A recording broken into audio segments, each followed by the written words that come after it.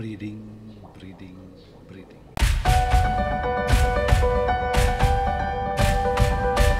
Saya lebih akan explain tentang apa bahasa cakapnya. Assalamualaikum, salam damai guys. Jumpa kita lagi video baru. Kali ini kita akan bercerita mengenai breeding ikan laga. Sebenarnya breeding ini paling senang. Yang susah tuh nanti mau kasih besar. Dia cabaran paling susah tuh ada sebenarnya bila membesarkan anak tuh. Tapi tidak apa, hari ini kita akan bercerita mengenai breeding ikan laga. Topik hari ini saya akan kupas lebih dalam sedikit, saya akan explain lebih dalam sedikit, yang mana sebenarnya proses ini terbahagi, kalau saya lah, terbahagi kepada 3 bahagian. Bahagian pertama, persediaan.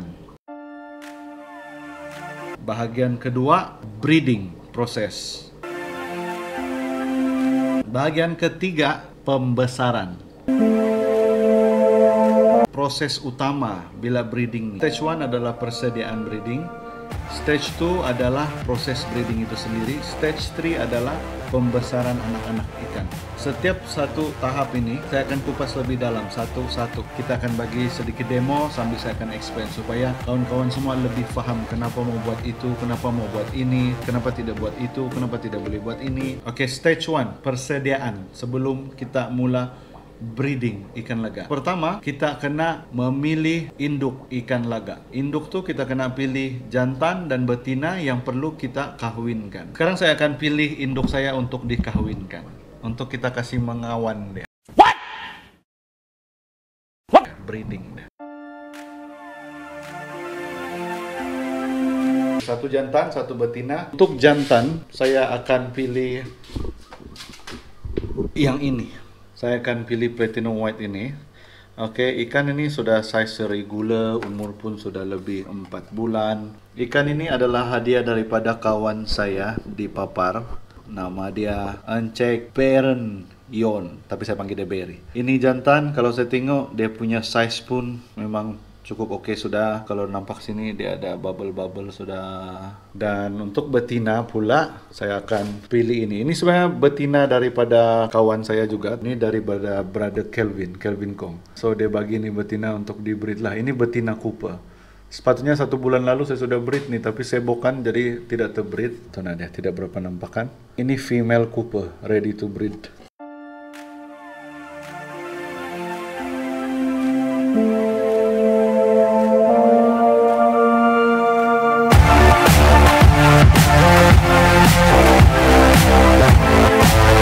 Cooper nih tadi di dalam situ saya sudah tukar pergi sini supaya lebih clear boleh nampak. Kita punya male adalah platinum white, macam saya cakap tadi, brother Berenion yang bagi dari Papar. Dan ini solid Cooper, brother Kelvin Kong yang bagi sama saya. Dua-dua ini cukup matang. Macam mana cara mau pilih induk? Nomor 1, kena ada induk yang matang. Sebaiknya adalah 4 bulan dan ke atas. Memang terbaiklah kalau cukup-cukup matang. Fully developed sudah, dia punya apa warna ke apa segala semua sudah keluar. Bercerita pasal umur pula nih, jangan confuse jangan confuse. Sebab saya dulu pun confuse bila tanya berapa umur? 4 bulan. Oke, kasih breed. Tapi selain daripada umur, faktor paling penting lagi adalah kamu kena tahu adalah dia punya size. Ada ikan umur 4 bulan pun tapi size masih lagi S plus atau baru masuk M atau masih S lagi. Jadi size kecil. Biarpun dia sudah 4 bulan tapi size kecil.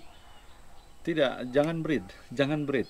Oke, tidak quality nanti. Kena cek dua-dua. Satu size, satu dia punya umur.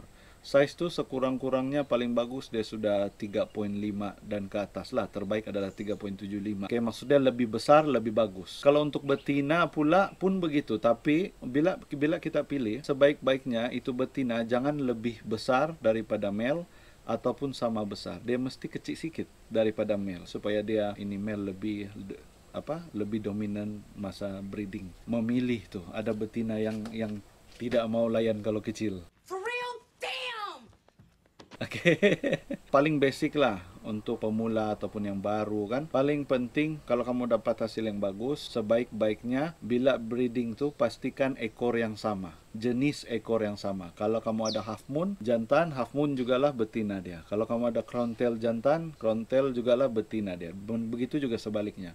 Kalau kamu ada plakat HMPK betina, pastikan jantan dia pun HMPK. Saya tidak sarankan kamu kasih buat lain-lain ekor. Bukan tidak boleh, boleh. Cuma hasil dia nanti akan mengecewakan. Kecuali kamu memang mau buat genetic breeding, mau bikin, kamu mau contoh dia punya ekor jadi lebih besar. So, kau cross pakai half moon, pelakat dengan half moon.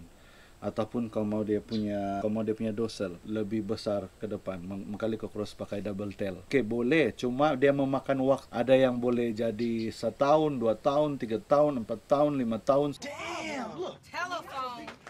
Sampai dapat hasil yang kita mau.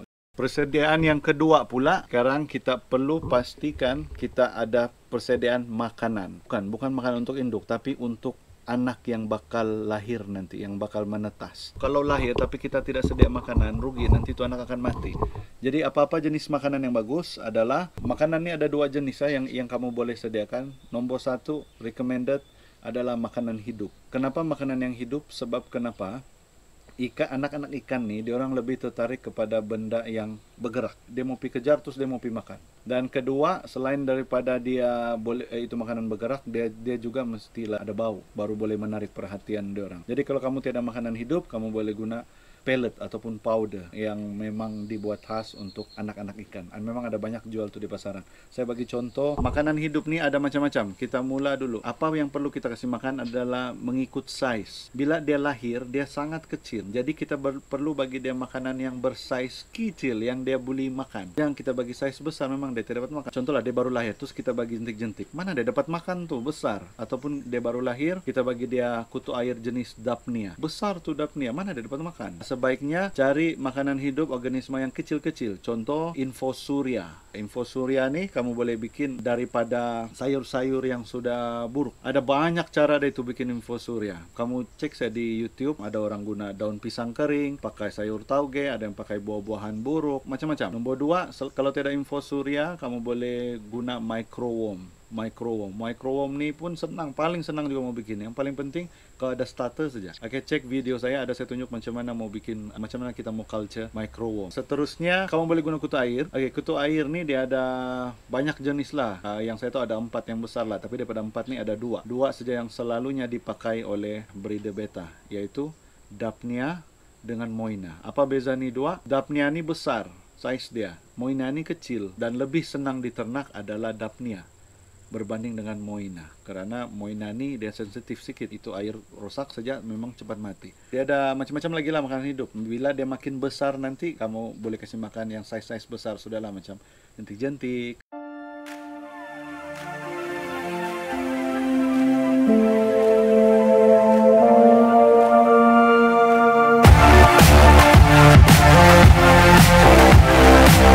So ini adalah Moina, tuh yang kecil-kecil. Kalau kamu tidak dapat nampak, nanti pergi cek video saya. Oke, yang begini-gini itu bukan yang tuna yang bulat-bulat. Tuna itu. Saya kamu boleh nampak ke tidak ini ya? Tuna. Boleh nampak? Ini adalah Moina, kutu air. So itu untuk makanan hidup. Bagaimana pula dengan pellet? Pellet kalau untuk fry ini macam saya cakap tadi, ini fry dia tertarik dengan pertama yang bergerak, kedua yang ada bau, kuat bau dia. Jadi kalau kamu tidak makanan hidup, kamu boleh sediakan makanan alternatif lain. Pellet tuh ini powder pellet, oke?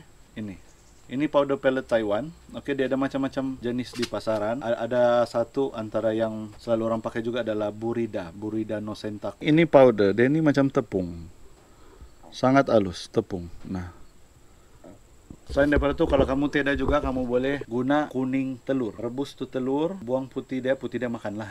Kuning dia, kasih hancur. Lepas itu jemur, kasih kering, baru kasih makan. Tapi hati-hati ya, jangan banyak. Sebab kalau dia tidak habis, dia boleh kasih rosak air. Persediaan ketiga pula, kita perlu ada peralatan yang sesuai untuk breeding. Nomor 1, mestilah dia punya, kita panggil breeding tank. Saya akan guna ini nah. Oke. Ini breeding tank, bekas es krim gini kalau silap saya. Saya akan guna ini.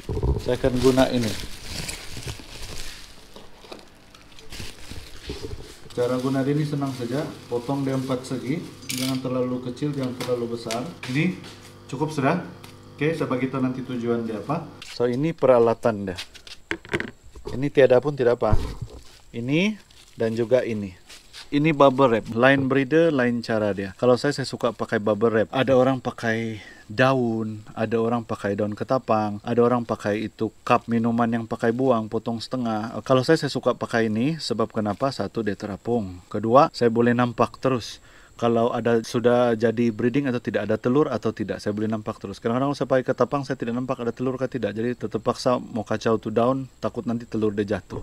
Persediaan yang keempat, kita perlu ada ilmu. Mesti ada pengetahuan, ada ilmu. Kalau tidak ilmu, tidak pergi belajar, memang tidak tahu macam mana mau bikin. Jadi jangan malu bertanya. Pergi tanya sama kawan-kawan, pergi belajar di YouTube, pergi belajar sama master-master, banyak perkongsian yang dorang bagi. Oke, otai-otai yang sudah breed banyak-banyak, lama-lama sudah. Oke, pergi tanya. Jangan malu tanya. Malu sesat jalan. Persediaan yang kelima pula, yang terakhir. Persediaan terakhir adalah kita mau cek kita punya cuaca dan keadaan persekitaran untuk breed. Musim yang bagus untuk breeding adalah musim panas atau kemarau. Itu adalah musim yang bagus. Kenapa? Sebab kebanyakan bila kita breed musim kemarau, tidak semua lah, tapi kebanyakannya lah, jantan tuh banyak kita dapat dibanding dengan musim tengkujuh.